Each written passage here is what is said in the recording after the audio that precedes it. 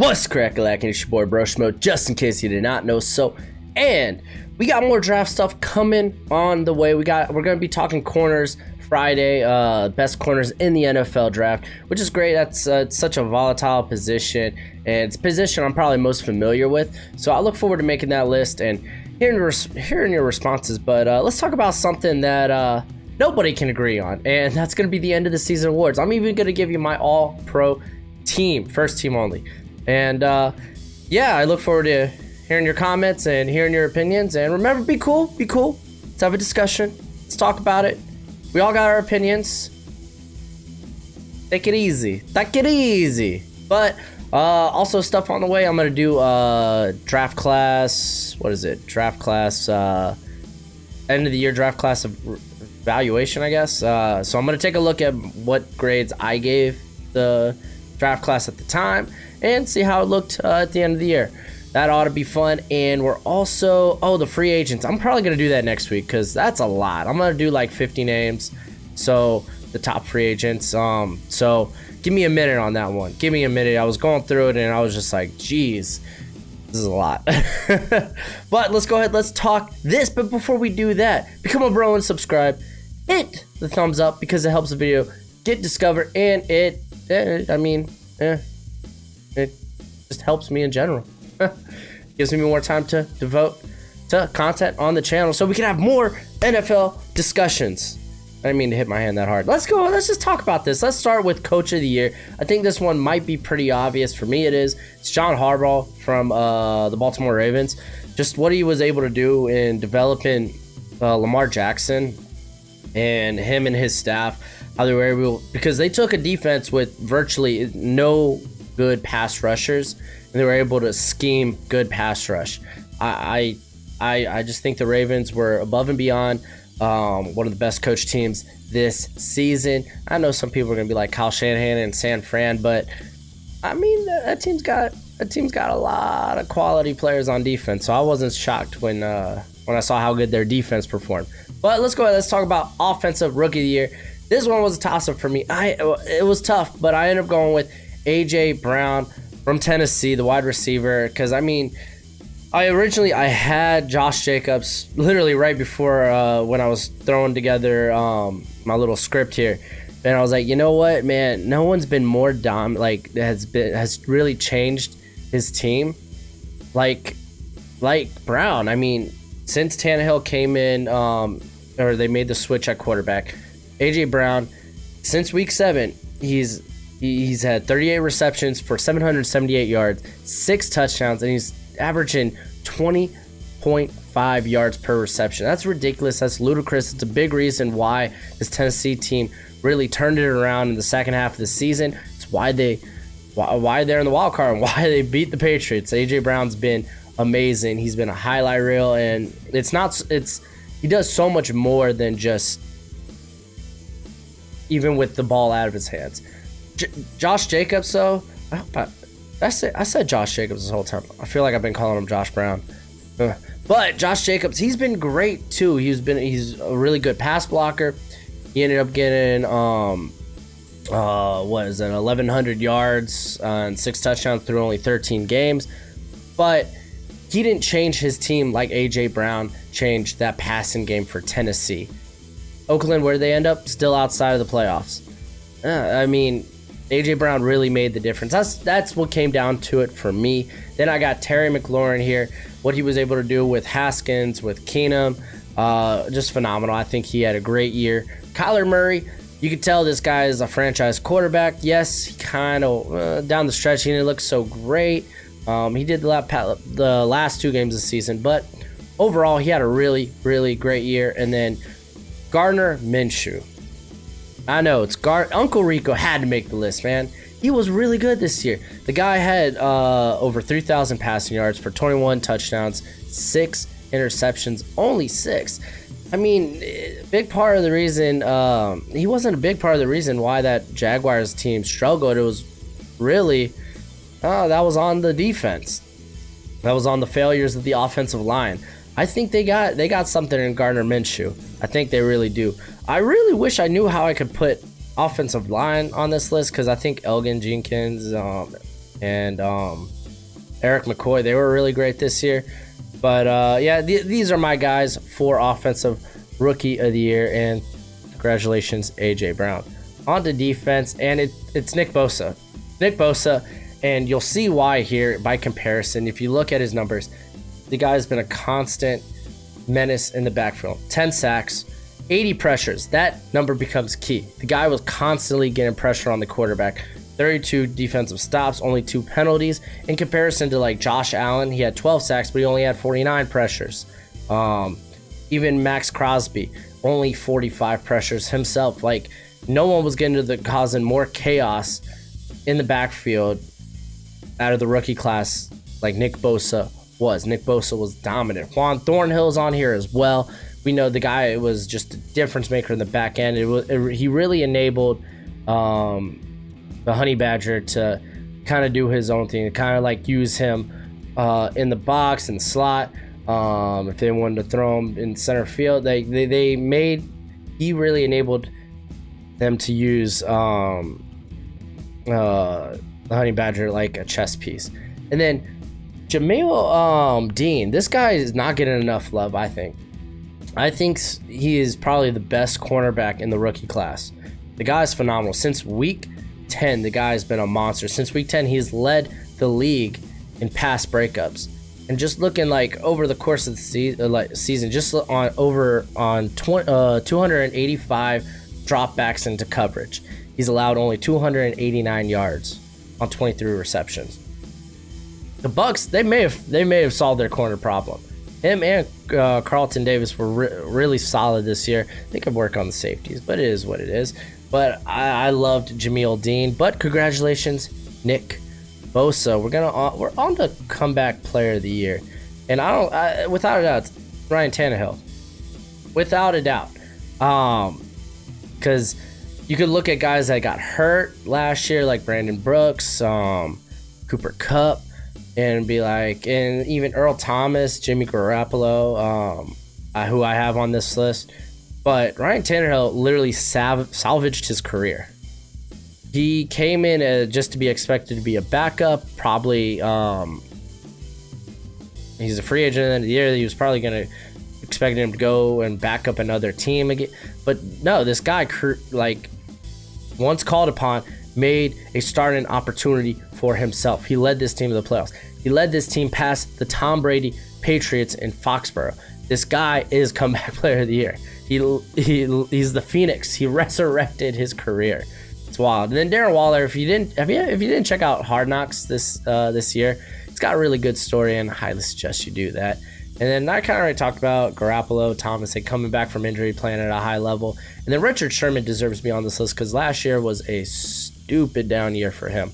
I mean, he wasn't getting a lot of help, but it was the worst. Statistically, it was the worst season in his career. This year, though, the guy's been a monster. On 51 targets, he's only allowed 27 receptions, 227 yards, and a touchdown. That comes with 3 picks, 6 pass breakups. Richard Sherman, dare I say, I think he was the best corner this season. And I might get flack for that, but in my opinion, he was. And speaking of something I'll probably get flack for, my defensive player of the year is Danielle Hunter from Minnesota. And this was close between him and Zadarius Smith. Honestly, it was close with Aaron Donald as well. Aaron Donald's always a monster. You know, just this year, statistically, he didn't have, like, he was still a menace, but, like, statistically, he wasn't on par with what he was last year. But Danielle Hunter and Zadarius Smith have very, very similar stats. And honestly, it came down to one thing for me, and that was Danielle Hunter's impact in the run game and his inability or lack thereof penalties. Danielle Hunter was only shut down really once this year. That was against Schwartz of Kansas City, who was one of the best right tackles in all of football. In comparison, like with him and Zadarius Smith, Hunter, he has 17 sacks to Smith's 16. Hunter has 92 pressures to Zadarius Smith's 93. Hunter has 38 defensive stops to Smith's 36. Literally, they are tit for tat. But Hunter was only penalized once to post to Zadarius Davis, who was penalized 6 times. So I ended up giving the nod to Hunter. It was a very close one. It was very close. Like I said, Aaron Donald's always in the mix. He's always great. Justin Simmons, though, this guy, everyone knows he's good. Everyone knows Denver should re-sign him, but I don't think people understand how good he was this season. The guy was phenomenal. He only allowed 25 receptions for 239 yards, 0 touchdowns. He had 4 interceptions, 11 pass breakups. He was only penalized once, and he was also a monster in the run game. He had 28 defensive stops. When he was targeted, he allowed a passer rating of 32.1. The guy was great. He was a difference maker for the Denver Broncos secondary, and he was the reason why Denver actually played particularly well, especially on the defensive end. And then Eric Kendricks was the best linebacker in football, especially from a coverage standpoint. The guy has 12 pass breakups. He allowed a little over 400 yards. Like I said, best coverage linebacker in football. And I think he was the best linebacker in general this season. So let's talk about offensive players of the year. These are players that aren't quarterbacks, so just the skill positions, and it's Michael Thomas. Michael Thomas. Everyone knows it's Michael Thomas. The guy was nigh unstoppable this year. Teddy Bridgewater couldn't stop him. The guy just was a constant target. He was he was the main reason that they were able to win so much with Bridgewater at quarterback on top of the defense playing extremely well as well. But he was the big reason why this offense was able to keep moving. Christian McCaffrey continues to have just phenomenal seasons. He's great in almost every facet of the game. Awesome. Dalvin Cook, he is the engine of the Minnesota offense. If he does not do well, then Kirk Cousins doesn't do well, then offense doesn't do well, then the team does terrible. Dalvin Cook had a great year. He honestly could have been up there for comeback player of the year as well. Chris Godwin for Tampa Bay. Guy he only has 1 drop this season. 1 drop on 114 targets. Consistent. There wasn't a receiver more consistent than him outside of Michael Thomas. And then Aaron Jones, I think he deserves his place on this list. The guy's very underappreciated. I think he's underutilized in Green Bay. He had 19 total touchdowns on the season. I think they give Jamal Williams too many snaps in comparison. I think Aaron Jones honestly can be a lead back there, and he should be. And maybe he will be next season. I don't know. And then let's talk about MVP. It's Lamar Jackson. I mean, as much as I love Russell Wilson, it's Lamar Jackson. The guy had over 3,100 passing yards, 1,200 rushing yards, 43 total touchdowns. Especially, what made this easier was Russell Wilson's play down the stretch. It kind of fell off. By comparison, Lamar Jackson just kept being a monster. We already talked Michael Thomas, Christian McCaffrey. Then Patrick Mahomes, honestly, missing a few games, but he had a really, really good year. It wasn't like the year that we expected after coming out of last year, but he constantly put his team in a position to win the game. A lot of that, the defense was playing a lot better as well, but Patrick Mahomes, I think, had a phenomenal year, deserves his place on this list, but Lamar Jackson, congratulations. And let's get to these all-pro team picks, because, wow, there's some hot takes. QB, you got Lamar Jackson out of Baltimore. Congratulations, Lamar. He deserves it. Christian McCaffrey, Michael Thomas, Chris Godwin, Dalvin Cook. I kind of already touched on those guys. They deserve their place. Travis Kelce.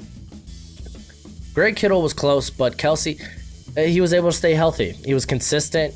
I think he only had like 5 drops. Even with when Patrick Mahomes went down, Kelce was able to be consistent in 97 receptions for over 1,200 yards. That was the most among tight ends, 5 touchdowns. The guy was able to be consistent even when it was Matt Moore there at quarterback. And then the offensive line, Ronnie Stanley was just a monster. He only surrendered 6 total pressures this year. He was one of the best left tackles in football. The guy was phenomenal. Wilton Nelson, Yeah, we know this guy's a monster. There's not much to be said. I mean, he didn't allow a sack all year, and that's despite Jacoby Brissett being among the league leaders in time held holding the ball before making the pass. Jacoby Brissett, and I mean that's more indicative on Brissett's inability to make a decision. You know, if you look at it, like his receivers, when they were targeted, they had the 10th most yards of separation, while Brissett, he was the 29th in accuracy, and this is by playerprofile.com. So point is, Nelson did a good job. He did his job and then some. Here's a hot take right here. Follow me on this one. I got for center Ryan Jensen out of Tampa Bay. And this one's very close. You could also say Jason Kelsey from Philadelphia. But I ended up going with Jensen over Kelsey. So follow me on this one. Let me explain. Kelsey, he was by far the best run blocking center in all of football. I mean by a wide margin. But Jensen, he was in the top 10. For me, it came down to who benefited their quarterback more. And if you look at it, Kelsey, he allowed 2 sacks, 28 pressures, and 4 hits on his quarterback while also committing 3 penalties. By comparison, Jensen only allowed 1 sack, so not big of a difference there, but it was 15 pressures. He allowed only 15 pressures to Kelsey's 28. He only allowed 3 hits on the quarterback, and he committed 3 penalties as well. See, for me, Jensen, he allowed less pressure despite his team passing the ball much more. Honestly, they're both great picks. I just happen to go with Jensen. I think he did more for his quarterback this year. Brandon Brooks, underappreciated. He's always great. And then Ryan Ramczyk might be the best right tackle in all of football. Like I said, Schwartz is up there too. But Ramczyk, you did it for the Saints. You got Justin Tucker, best kicker in football. And then Deontay Harris, man, he's been just a playmaker in general, but there for the Saints. That was a good quality pickup. I believe he was an undrafted free agent. Actually, I want to check this real quick. Deontay Harris. Just curiosity. Pretty sure he was.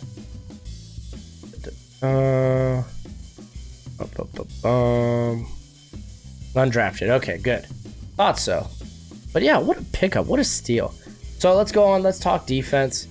I already talked about the first 2 guys at edge. Zadarius Smith, Danielle Hunter. They're both exceptional, both great.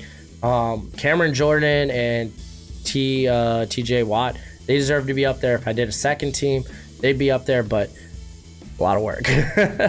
At your defensive interior, Aaron Donald, of course. And then Cameron Hayward. This guy, he had a career year, and this is a career year for a guy that has been great his whole career. He's phenomenal. He's always been a great run defender, but you definitely saw him get a lot more pressure this year on the quarterback. And then Eric Kendricks, I already talked about him. And Demario Davis, another guy who, veteran guy. He was probably by far the biggest playmaker for the Saints this year. And this is a team that had Cameron Jordan, who I just talked about, Marshawn Lattimore, Marcus Williams. No, it was Demario Davis. This guy was phenomenal. Richard Sherman, I talked about him. I think he was the best corner of football this season. Stephon Gilmore. I almost put Casey Hayward here. I almost did. This was another change I did right before I started recording. But in the end, I ended up going with Gilmore because the guy, he's best man coverage corner in all of football. He's constantly asked to guard the number 1 receiver of every team. Yeah, his play dipped a little bit at the last few games, but that doesn't take away from the bulk of what he did this year. He allowed only 48 receptions on 97 targets for 628 yards, 1 touchdown. He came away with 3 picks, 13 pass breakups. Like I said, Hayward was almost the pick here from the Chargers, but Gilmore, it was a close one. Marcus Peters, the guy, since the trade, allowed only 368 yards.